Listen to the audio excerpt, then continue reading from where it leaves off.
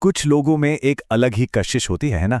वो जैसे ही किसी कमरे में आते हैं, सबकी निगाहें बस उन्हीं पर टिक जाती हैं। हम इसे करिश्मा कहते हैं। पर सवाल यह है कि क्या ये सिर्फ किस्मत का खेल है? जी नहीं। साइंस का कहना है कि एक दमदार प्रेजेंस बनाने के पीछे कुछ ठोस वजह होती है। तो चलिए आज उन्हीं को समझते हैं। तो ये जो हम शब्द इस्तेमाल करते हैं करिश्माई या करिश्मेटिक, इसका असली मतलब क्या है? क्या ये कोई ऐसी चीज है जिसके साथ कुछ लोग पैदा होते हैं, या फिर इसे कोई भी सीख सकता है? देखिए, विज्ञान के पास ना इसका एक बहुत ही दिलचस्प जवाब है, और यकीन मानिए ये हमारी सोच से कहीं ज्यादा आसान है। इसका सारा राज इस बात में छिपा है कि हम क्या कहते हैं, और उससे भी कहीं ज्यादा इस बात में कि हम क्या करते हैं। असल में असली करिश्मा हमारी बातों से नहीं, हमारे काम से, हमारे व्यवहार से झलकता है। और बस यही वो आइडिया है जिसे हम आज गहराई से समझने वाले हैं। और पता है सबसे बढ़िया बात क्या है? साइंस ने ऐसे सिर्फ तीन बहुत ही सरल व्यवहारों की पहचान की है जिनसे कोई भी अपनी मौजूदगी को, अपनी प्रेजेंस को पावरफुल बना सकता है। और हाँ, ये सिर्फ कोई सलाह नहीं है, इसके पीछे पक्की रिसर्च है। तो पहला सिद्धांत, ये सुनने में बहुत ही सीधा साधा लगता है, सामने वाले को पूरी तरह से सुनना। हार्वर्ड बिजनेस स्कूल ने इस पर एक बहुत गहरी स्टडी की है जिसे एक्टिव लिसनिंग कहते हैं, और इसके जो नतीजे हैं ना, वो सच में चौंकाने वाले हैं। हार्वर्ड की रिसर्च बिल्कुल साफ साफ कहती है कि जब कोई एक्टिव होकर सुनता है तो लोग उसे ज्यादा भरोसेमंद और ज्यादा काबिल समझते हैं।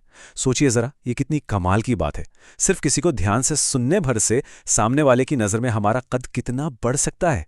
तो हार्वर्ड के मुताबिक पूरी तरह से सुनना ये सिर्फ एक अच्छी आदत नहीं है, ये असल में भरोसा और काबिलियत बनाने का एक बहुत ही शक्तिशाली जरिया है। अच्छा, अब आते हैं दूसरे सिद्धांत पर। यह सुनने में बहुत छोटा सा लगता है, पर इसका असर बहुत बड़ा है, और वो है बातचीत में किसी का नाम इस्तेमाल करना। इसके पीछे ध्यान खींचने का एक बहुत गहरा मनोविज्ञान काम करता है। जर्नल ऑफ एक्सपेरिमेंटल साइकोलॉजी की स्टडीज बताती हैं कि जैसे ही हम अपना नाम सुनते हैं, हमारे दिमाग के वो हिस्से जो ध्यान देने के लिए जिम्मेदार हैं, वो तुरंत एक्टिवेट हो जाते हैं।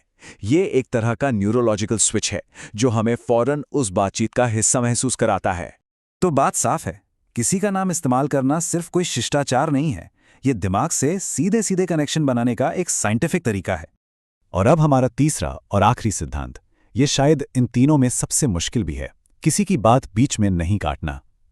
यूनिवर्सिटी ऑफ कैलिफोर्निया की एक स्टडी हमें बताती है कि ये छोटी सी आदत सीधे तौर पर हमारे आत्मविश्वास और हमारी पावर से जुड़ी हुई है।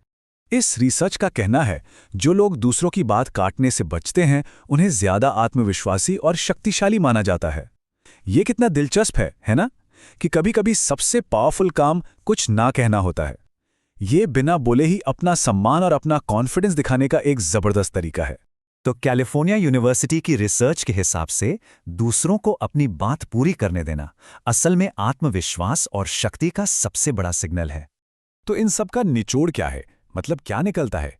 यही कि असली कॉन्फिडेंस सिर्फ महसूस करने की चीज नहीं है, ये करने की चीज है। ये हमारे एक्शन में, हमारे व्यवहार में दिखाई देता है।